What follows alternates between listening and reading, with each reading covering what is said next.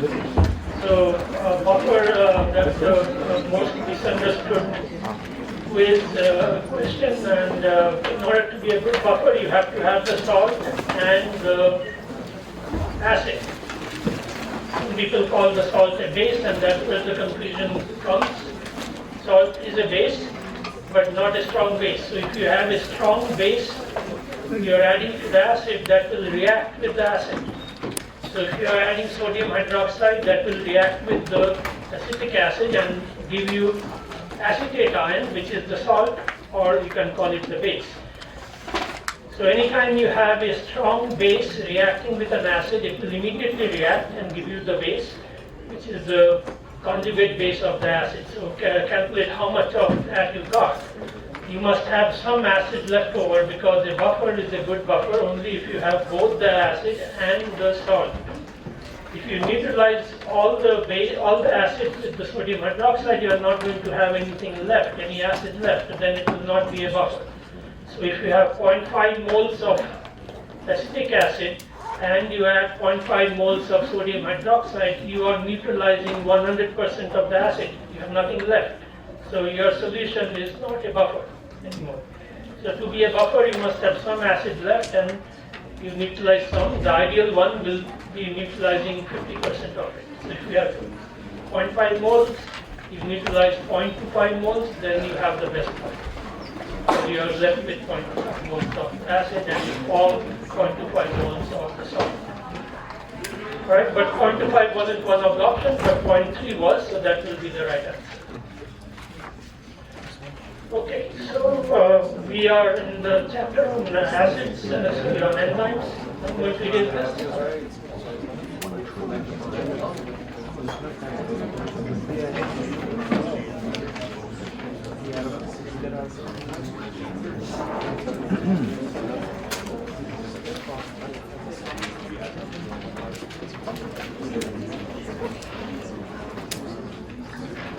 All right, so as I said, we are not going into the derivation, but this is the final equation called the Michaelis-Menten equation.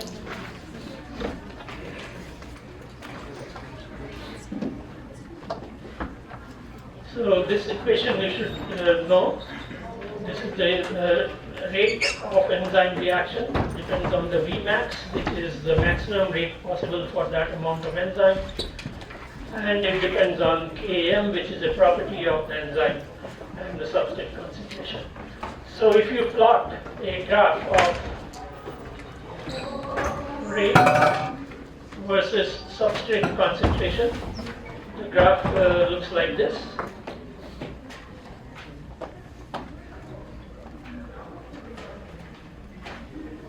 So if you do more experiments, you add more substrate concentration till it becomes more or less constant, and that will be your Vmax. That means the maximum rate that you can get. So to understand this equation and what is Vmax and what is Km, let's consider a couple of situations. But before that, one definition of Km, because we did not do the derivation of this equation, but during the derivation, the Km was already defined, and Km is defined as the dissociation constant.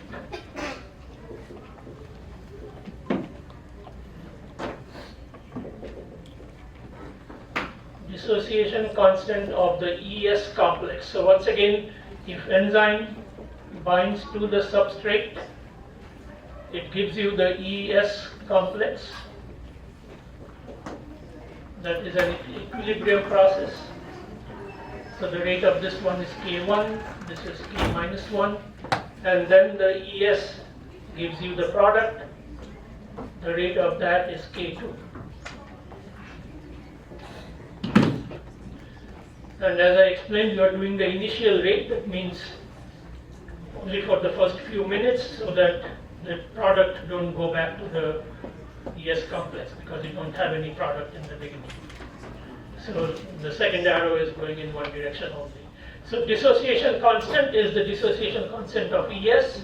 That means it will be K minus 1 over K1. So that is that is the Km of an enzyme is the same as the dissociation constant of the ES complex. There are other ways of looking at what is the meaning of Km. We are going to look at that. So that's one. Let's look at what the Vmax is. So at Vmax, as you see from here, is the rate that you get when the substrate concentration is very high. When it is low, your rate is much less than this. So at high substrate,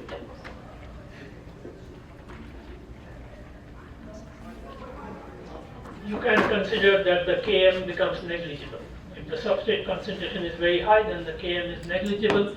So this rate then will be Vmax over S, Vmax S over S, because the Km is negligible. And so the S cancels, so that becomes the Vmax. So once again, then the Vmax is defined as the rate you get at very high substrate concentration. What happens when the substrate concentration is same as the Km? As you are increasing the substrate concentration, at some point it will be equal to Km. Then the rate, this rate will be Vmax S. So Km and S are the same, so this is S and this is S. So that's 2S.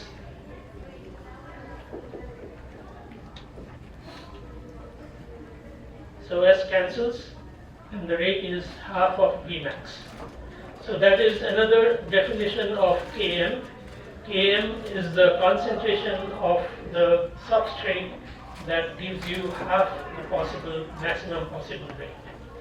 So if this is the Vmax, somewhere here will be half of that, and substrate concentration corresponding to that rate is called the Km. So Km is about half the is the concentration that gives you half the maximum possible rate.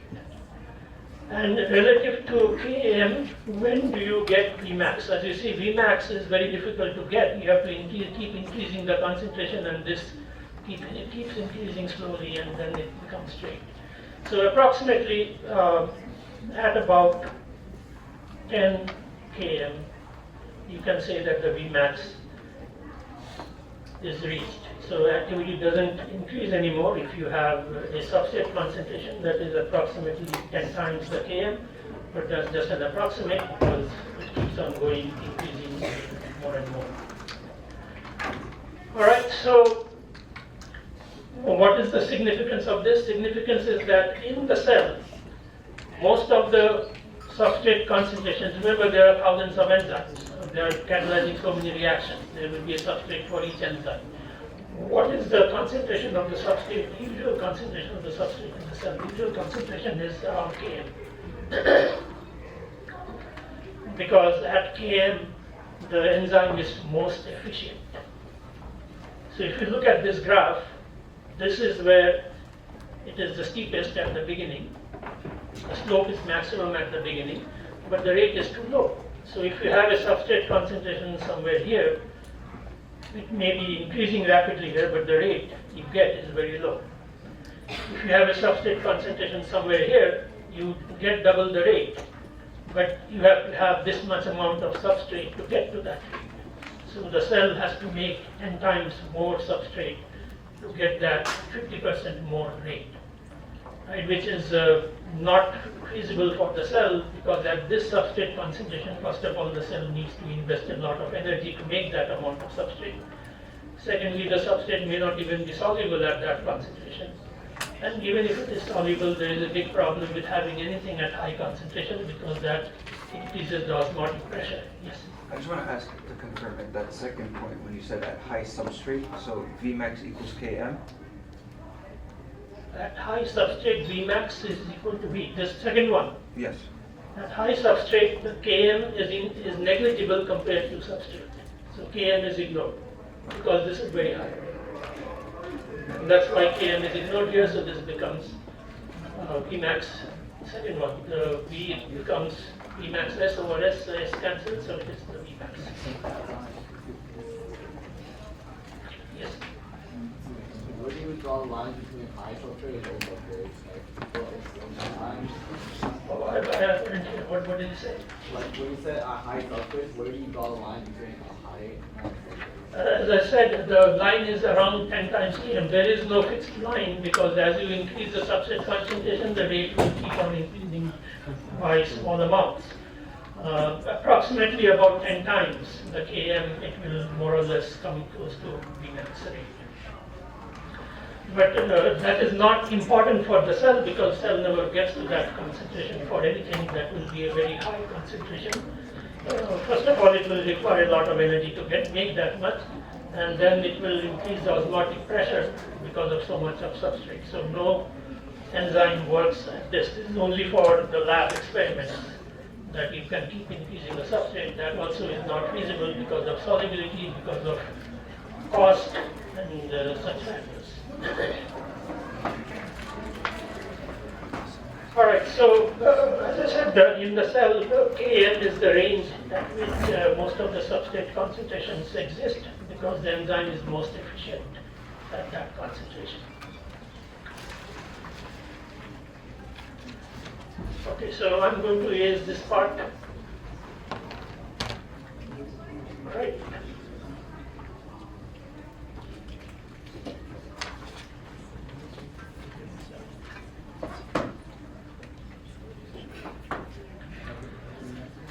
So in the lab, how do you measure Km and Vmax for an enzyme?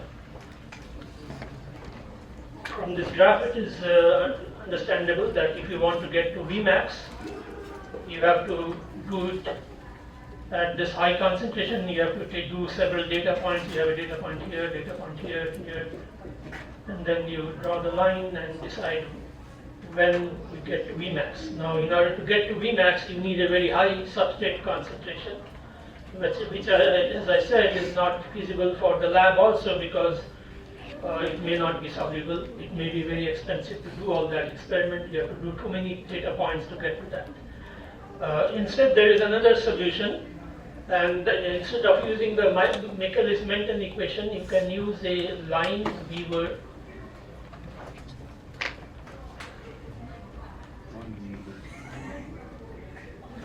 Lineweaver plot, which gives a straight line.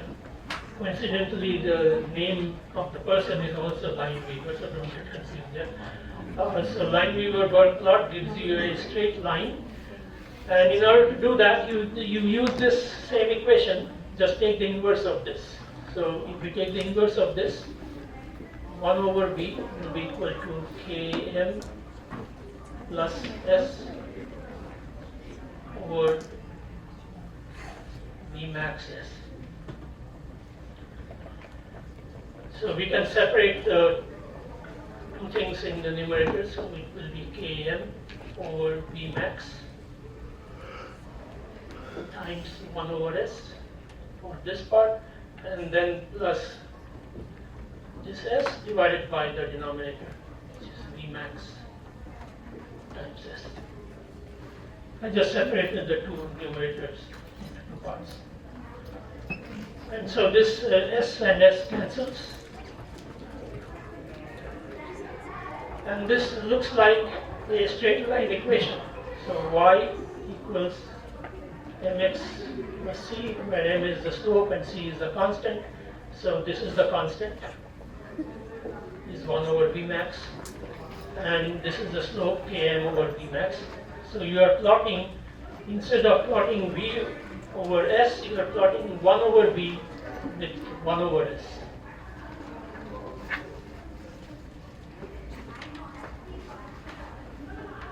And if you plot that, it will give you a straight line. What is the advantage of a straight line? It takes only 2 points to get a straight line. So you need to do only 2 experiments to get the straight line slope. And if you are not so confident about your experimental skills, which no one should be, because experiments never work according to theory, you always get scattered points, so you should do a couple of points. Instead of 2, you may do 5 or 6, and let's say you get these data points, and then you draw the best fit line through this. So that will be your straight line. So although you need only two, but you can do a couple of them. You don't have to do hundreds, as in this case. To get to the Vmax, you really have to do a lot. And you don't have to go to very high concentrations also. Any concentration will give you a straight line. In fact, because you are plotting 1 over S, as you go towards the origin, this is the infinite concentration. So as you go this direction, the concentration increases. But you don't have to have data points here. You can start from here or at lower concentration. But then you can extend this line because it is a straight line. You can extend this line and see where it intersects the y-axis and the x-axis.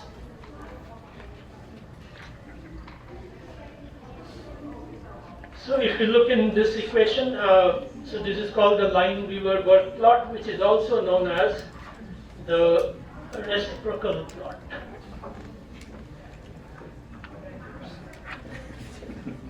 It is called the reciprocal plot because you are plotting the reciprocal of B with the reciprocal of A, inverse B over inverse A. So that is also called the reciprocal plot or the Lineweaver-Burke plot. And that will give you Vmax and Km. If you look at this equation, and the y-intercept will be 1 over Vmax, which you can derive from that equation. And the x-intercept means the y is 0, and y is 0, so this will be negative 1 over Km.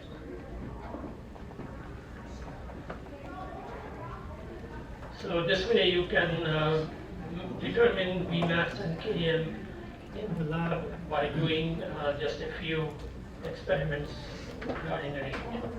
And you don't need to do a lot of data points.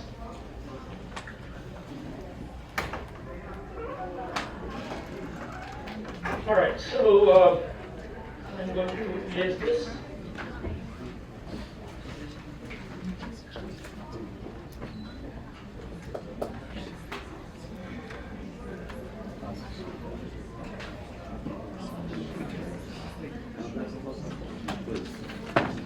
Keep that part. Oh, I erased the equation, so once again, E plus S.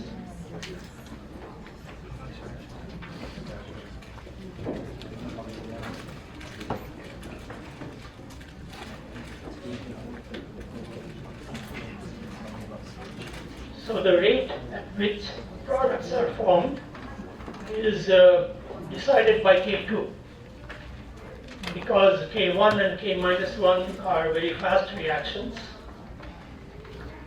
which is same as binding of two things.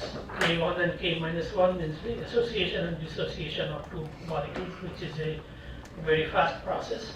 So the rate of a reaction actually depends on how fast the enzyme catalyzes the reaction, which is a much slower rate than K1 and K2. So K1 and K minus 1. So K2 is much slower, and so that is the rate determining step. You studied in general chemistry when you have more than one rates, only the rate determining step or the slowest step decides the overall rate.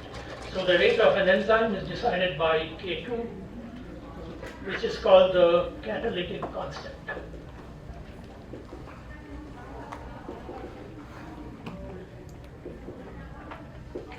If K2 is high, the enzyme is faster. K2 is low, then the enzyme is slow. The unit of K2 is second inverse, or 1 over S. And what does that mean? It means in 1 second, how many times the same enzyme is catalyzing the reaction. So remember, catalysts catalyze the same reaction again and again. So substrate binds, gives you product, again another substrate molecule binds, gives you product, so this way the same catalyst recycles. And how many times it does that in 1 second, that is the K2. So if you look at the K2 for example, for papain, it has a K2 of 10. That means it will catalyze the reaction 10 times in 1 second. You can use that, look at it in another way. How much time does it take for one reaction? That will be 1 over K2, right? So 10 times in 1 second means in 0.1 second it does the one reaction. What is the reaction? What does papain do? It is a protease. It breaks down proteins. The name comes from papaya tree. So this enzyme is present in papaya. And people who actually do cooking or are good chefs, you know that you can marinate your meat in green papaya. And this is what it does. It has this enzyme that breaks down the peptide bond, so your meat is actually partially cooked before you start your cooking. And so the cooking happens much faster. So this is a 10 times per second. Is that a very good rate or not a so good rate or okay rate, or what is that? 10 times per second. It's a very lousy rate. 10 times in 1 second. You may think it is very fast, but it is not. It is really very slow. And that is true for all proteases, which are all digestive enzymes. So you eat food and that gets digested in your small intestine or stomach by pepsin, renin, and trypsin, chymotrypsin. All these enzymes have a slow rate like this, like 10, or in that range. Because no one is in a rush to digest food. After you eat your food, you want to take a rest and take a couple of hours to digest the food. Even if you marinate your meat before cooking, that is not in for a minute. It has to be at least for half an hour to 60 minutes. So that's a slow process. Remember, the whole life cycle of bacteria is 20 minutes, and you are taking more than that just to marinate your food. There are enzymes that will work much faster than this. So depending on what enzyme it is, they may have any K2 values. It can be 10, it can be 100, it can be 1000. So depending on what enzyme it is, the ones that have very high rates, they can be so high that this is no longer the rate determining step. We are looking at K2 only because this is very fast and this is slow. But as you increase K2 more and more, the enzyme may be approaching these values. And this value is about 10 to the 7. That means about 10 million per second. So 10 million molecules can come together in 1 second. So if the enzyme rate increases to that level, like the enzyme catalase, so I explained catalase, then carbonic anhydrase, these catalyze reactions that are very essential for the cell or the body. Because if that rate is not fast, then there will be damage because these are toxic rates. So anything toxic that is taken care of will have a rate that is something like this, 1 million or 10 million per second. So this enzyme catalyzes breakdown of hydrogen peroxide, about 10 million molecules per second. So that is a very fast rate, and this rate is approaching or in the range of the dissociation or association constant, which happens by diffusion. So that is the rate of diffusion. So when the enzyme catalytic constant approaches the diffusion rate, these enzymes are called diffusion controlled enzymes.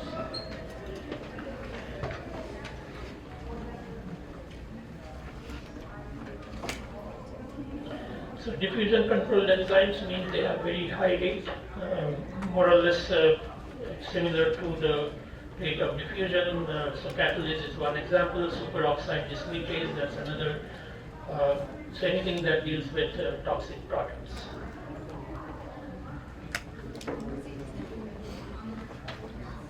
I gave you a handout, there's a list of many enzymes there with all sorts of K2 values. Some of them you may know, or if you want to find out what reaction they catalyze, what is the toxic compound they are destroying, so you can find out those. But the idea is that you don't need to memorize all those reactions. The idea is that they all deal with some toxic products. Yes?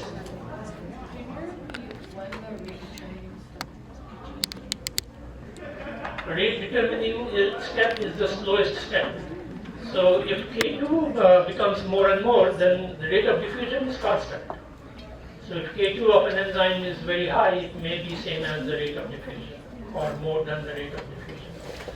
But making an enzyme with a rate more than rate of diffusion doesn't make any sense for from a evolutionary point of view because the rate is not going to go faster than that. And that's why the evolution has stopped for those enzymes. You don't need any faster enzyme because it is limited by the rate of diffusion, and that's why they are called the diffusion control enzymes.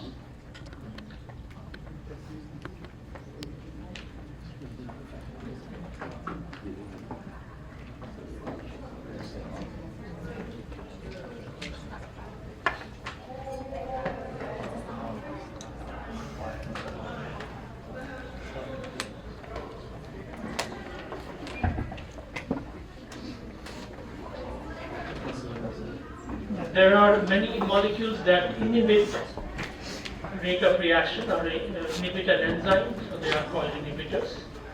And inhibitors can be of two types.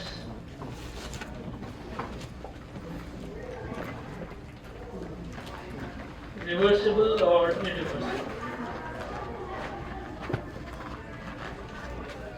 And if you are working with a new enzyme, you want to know you've discovered a new inhibitor for an enzyme, and you want to know is this a reversible inhibitor or an irreversible inhibitor. So to do that, you take the enzyme and measure the rate,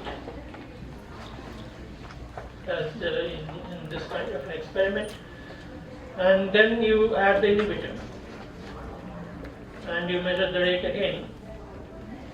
The rate will be less because it is an inhibitor. That proves it is an inhibitor. And then you want to remove the inhibitor.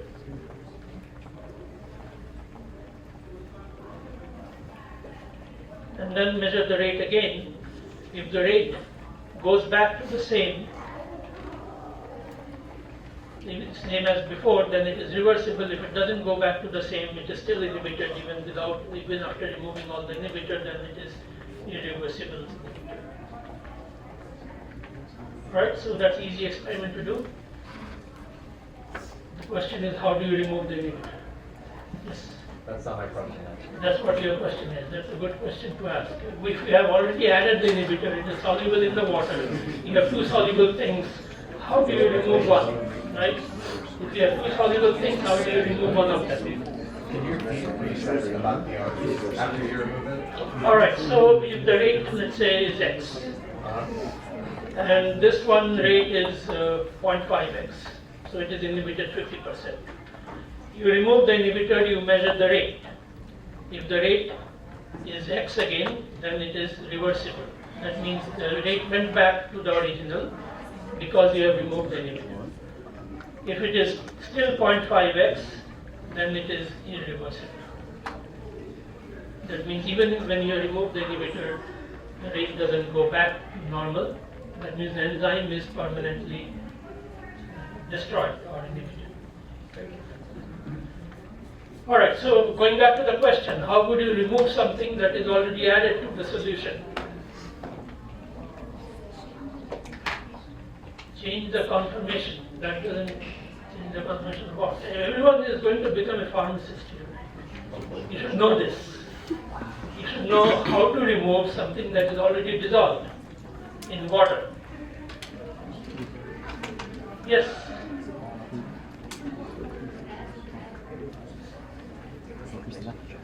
You want to add another inhibitor?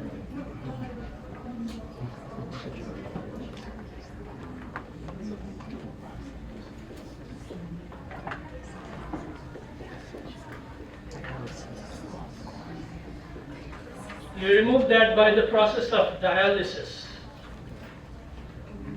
What is dialysis? Then, of course, you will be working with complicated instruments that do dialysis, but in the simple lab at LIU where there is no money, you do dialysis. So this is the way you do it.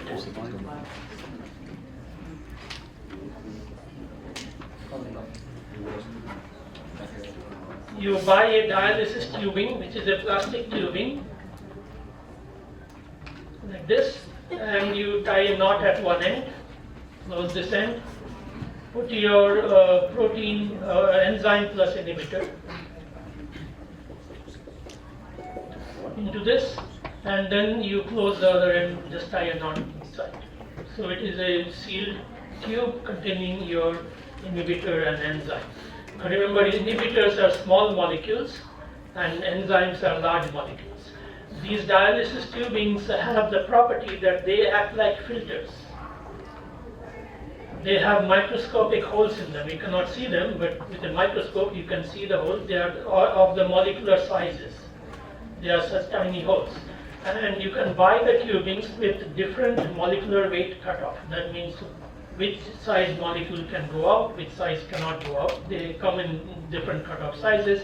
So the cheapest ones you can buy at LIU is maybe a 10K cutoff. That means anything that is less than 10,000 molecular weight will go through the membrane. Anything that is more than 10,000 molecular weight will stay. So proteins are usually bigger than 10,000, so it will stay. And inhibitors are usually smaller, so they will go out. And in order to get it out, you have to put this in a large beaker of buffer. So the small molecules will go out, large molecules stay inside. But these holes don't have any there is no preference for direction. They can go out, they can also come in. So it will be in and out through those holes till it reaches an equilibrium. And what will be the equilibrium? When the concentration inside and outside is the same. So that will depend on what is the volume in the tube and what is the volume outside. So let's say the volume in the tube is 10 ml, volume outside is 1 liter, so that's 100 times difference. So if you had the inhibitor at a certain concentration, after it comes to an equilibrium, it will become 100 times less. And then you can take out the enzyme and measure the rate. Or if you are not satisfied with 100 times less, if you want 1,000 times less or 10,000 times less, all you do is take this tube out from here and put it in another beaker of buffer, again 100 times difference. So first it became 100 and then it becomes 100th of that when it comes to an equilibrium. So by doing the dialysis twice, you can get rid of any molecules, any small molecules in the solution with a large molecule. So the large molecule stays, and so the enzyme will stay here, and then you cut open the bag again and measure the rate activity of the enzyme in the bag.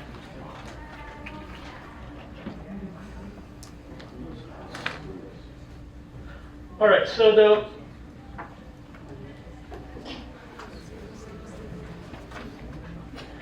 we are not going to study the irreversible inhibitor because they permanently destroy the enzyme, and which means they are also not very specific. They are binding to the enzyme at a site different from the substrate, and it is permanently reacting with it, which also means that they will react with any other enzyme, any other protein. So all these irreversible inhibitors, if you give it to a patient, the patient will eventually die because everything will be inhibited, right? All the proteins. It is quite non-specific, so they don't have much use. But the reversible inhibitors, let's talk about those.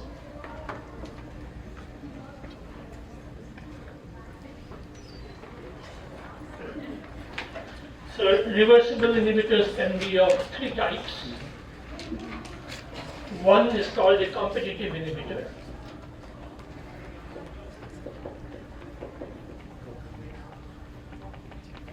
And the process, of course, is called competitive inhibition, which I discussed before.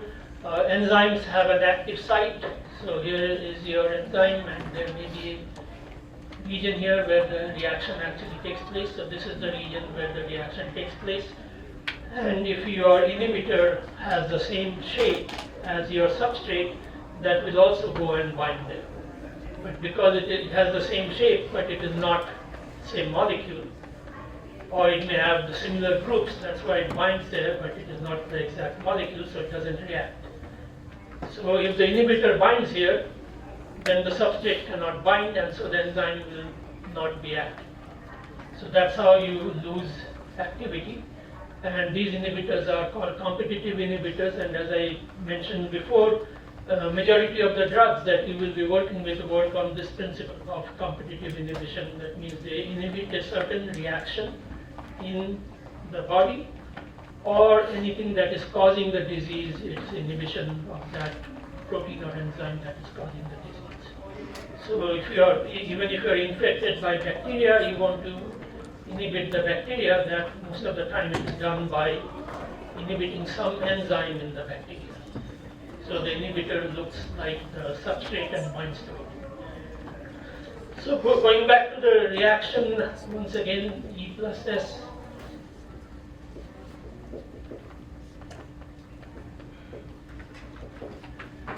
So if the inhibitor binds to the enzyme, then the substrate cannot bind because they are both binding to the same site.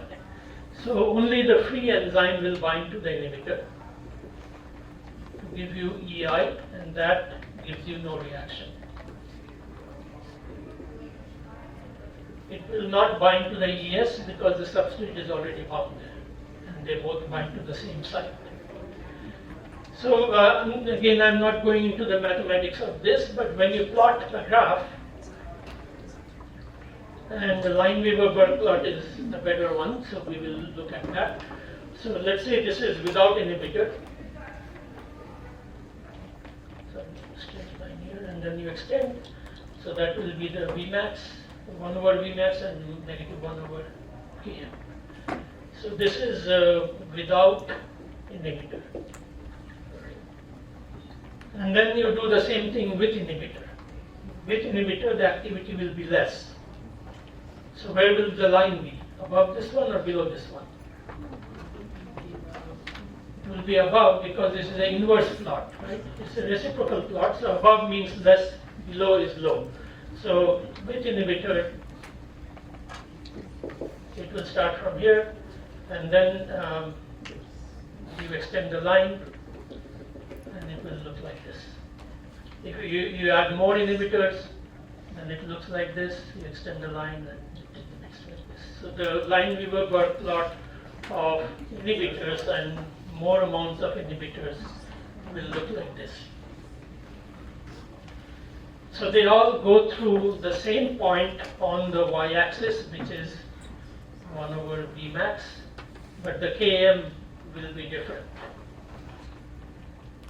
And that is understandable because as you increase the amount of substrate, it is competing with the inhibitor. You have the same amount of inhibitor and the substrate, they both bind to the same site. So if you keep adding a lot of substrate, that will outcompete the inhibitor.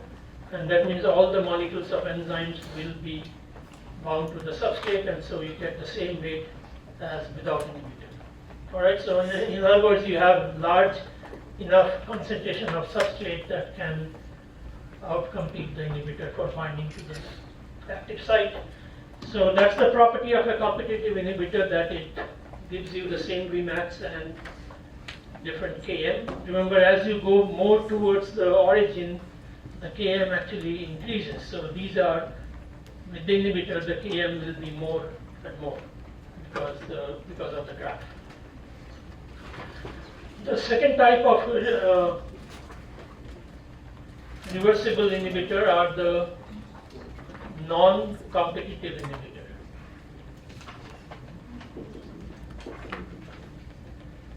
So they are reversible, but they don't bind to the active site, they bind somewhere else. So if they bind somewhere else in the molecule, that doesn't prevent the substrate from binding. Or if the substrate is already bound to the enzyme, the inhibitor can still bind to it. So this one then will be like this.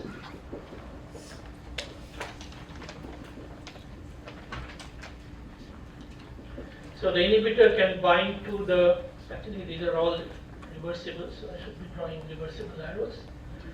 So it can give EI, and the inhibitor can also bind to the enzyme substrate complex because they are binding to different sites.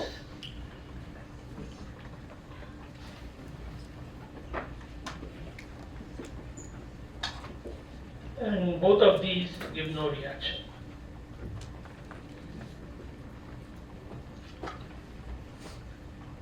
So the non-competitive inhibitor binds to a site other than the active site, and so it can bind to both free enzyme or to the enzyme substrate complex. And whenever it binds, it gives you something that is not active.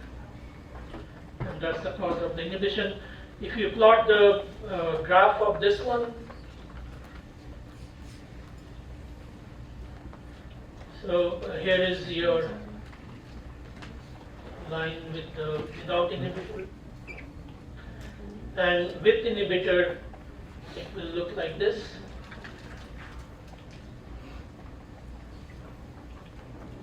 So you get this line and you extend it, you find that they are all meeting on the y-axis. So if you have more inhibitor, it will be like this. So it never reaches the Vmax. This was the original Vmax, and the Vmax that you get with the inhibitor will always be less than that, because the inhibitor also binds to the enzyme substrate complex. And so that you never get the original Vmax, and the lines all meet at the same point in the x-axis. So that is a non-competitive inhibitor. And the third type of inhibitor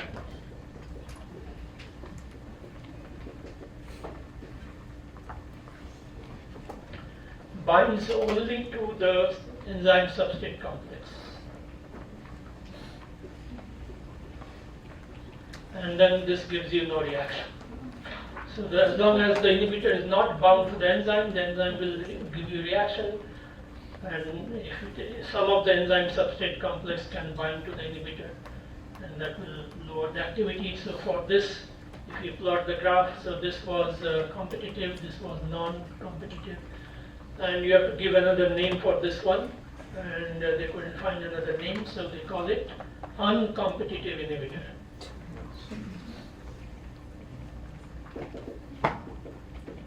So one is non-competitive and another is uncompetitive.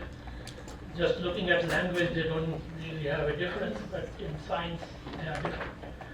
So non-competitive inhibitor binds to both free enzyme and substrate complex. Uncompetitive binds only to the enzyme substrate complex. And if you use the Lineweaver-Burke plot, it will look like this. So this is the line without inhibitor, and with inhibitor will be like this. That means they are parallel lines with the substrate, with the Vmax and the Km both being less.